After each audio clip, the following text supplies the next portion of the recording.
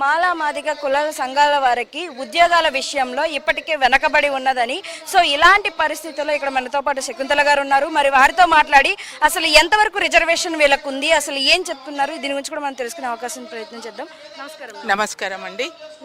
మేము ఇప్పుడు మీరు ఆల్రెడీ అంటున్నారు ఇప్పటికే రిజర్వేషన్స్ అనేవి 6% ఉండేది 5%కి ఇచ్చారు అని అనేసి అంటున్నారు. కానీ చూసుకుంటే గతంలో కూడా మనకి ఎక్కువ గవర్నమెంట్ జాబ్స్ కూడా ఓన్లీ ఈ వర్గాల వారికి చెందిన వారికే ఉన్నాయి కాబట్టి రిజర్వేషన్స్ రాను రాను తగ్గుతుంది అని కొన్ని వర్గాల వైపు నుంచి వినిపిస్తుంది. సో మీ పాయింట్ ఏంటి దీని మీద? ఎవరికి ఉద్యోగాలు పెరిగినాయి, ఎవరికి ఉద్యోగాలు తగ్గినాయి, ఆ క్లారిటీ చెప్పండి ఒకసారి. ఎక్కడ తగ్గినాయి, ఎక్కడ పెరిగినాయి? ఆ రోజు బీసీ వర్గాలకు చూసుకుంటే ఉద్యోగాలు తక్కువ ఉన్నాయి కాబట్టి మాలా మాదిగ వర్గాలకు అనేవి తగ్గించారు అనే ఒక టాపిక్ కూడా మనకు వినిపిస్తుంది బయట అనేది. అసలు బీసీకి, ఓసీకి, ఎస్సీకి సంబంధం లేని రోస్టర్ ఇది. మేము ఏ కులానికి కూడా వ్యతిరేకులం కాదు, మాదిగ సామాజిక వర్గానికి కూడా మేము వ్యతిరేకులం కాదు. ఎందుకంటే వాళ్ళు మాకంటే ఏం వెళ్ళి బతకలేదు, వాళ్ళు అనే అంత గొప్పగా లేరు, వాళ్ళు కూడా కింది స్థాయిలోనే ఉన్నారు, వాళ్ళను కూడా అంచబడ్డారు. కానీ వాళ్ళ మధ్యలో మా మధ్యలో జరుగుతున్నటువంటి ఈ చిచ్చు అనేది ఇది ఎవరు పెడుతుండ్రు అనేది మాకు అర్థం కాదు. కానీ మేము మాదిగలను కూడా వాళ్ళంతా తింటుండ్రు అని మేము అనట్లేదు. అసలు మాకు ఈ రిజర్వేషన్ నచ్చలే, ఈ 15% మాకు వద్దు. మా పాపులేషన్ను బట్టి మాకెంత రావాలో ఈ ఈడబ్ల్యూఎస్ వాళ్ళు 10% తీసుకుంటుండ్రు, 2% కూడా లేరు. మరి మేము 22% ఉన్నాం, వాళ్ళు మేము కలిసి మరి మా రిజర్వేషన్ ఎక్కడ ఉండాలి, ఎక్కడ ఉండాలి? మేము ఎట్లా బ్రతకాలి?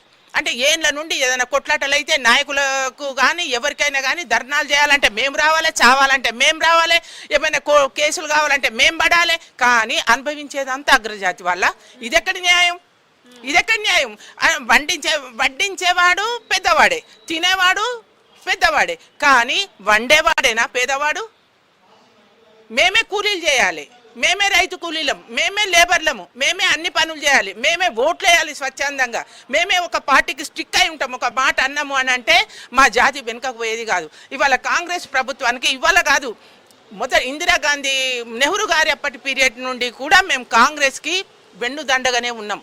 ఇవాళ కాంగ్రెస్ గెలవడానికి కారణం కూడా మా మాలలే ఓట్లు వేసిండ్రు, మొత్తం ఓట్లు మా మాలలు వేసిండ్రు. ఏ ఒక్క ఓటు కూడా ఇంకొక పార్టీకి వేయదు మా మాల జాతి.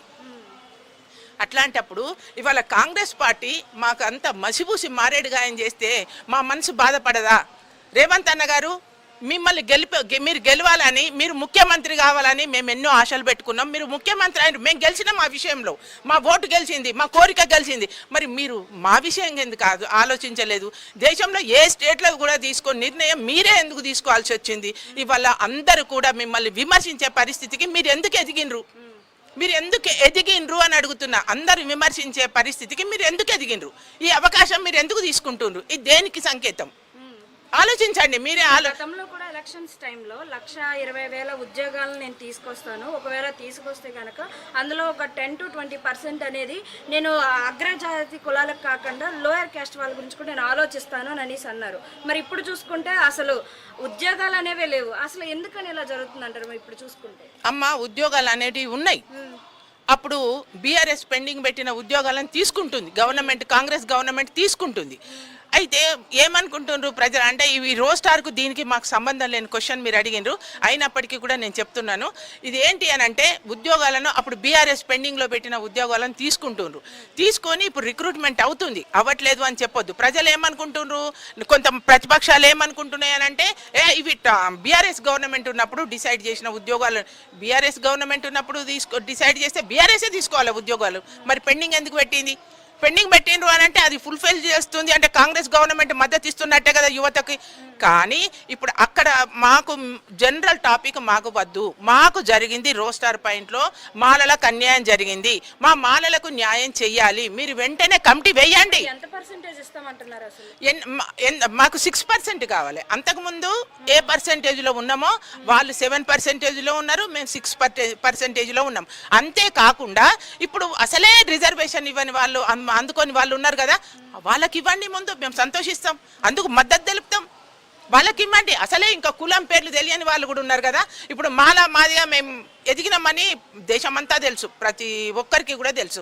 మా ఇద్దరిని మీకు కావాలంటే, మీరు వెయ్యాలంటే, సార్ మీకు న్యాయం చేయాలంటే మాదిగా ఒక్క జాతి కింద వేయండి.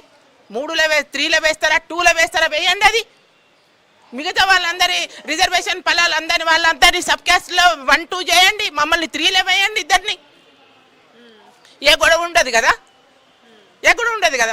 మాదిగలు ఇట్లా ఎదిగిన వాళ్ళు ఉన్నారు కదా, ఒక 10 జాతులు ఉన్నాయి, ఆ 10 జాతులను తీసుకొచ్చి మీరు 3లో వేయండి. అది మీకు అందరికీ న్యాయం చేసిన వాళ్ళు అవుతారు కదా, అప్పుడు మీకు జేజాలు కొడతారు కదా. ఎందుకండి ఇదంతా?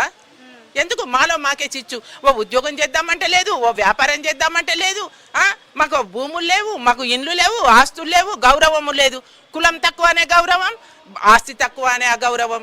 ఏ గౌరవంలో మా స్థానాన్ని, మా మాల జాతిని నిలబెడుతుండ్రు అనేది ప్రభుత్వాలు ఆలోచించాలి, ప్రతిపక్షం ఆలోచించాలి, మా నాయకులు ఆలోచించాలి, అధికారులు కూడా ఆలోచించాలి.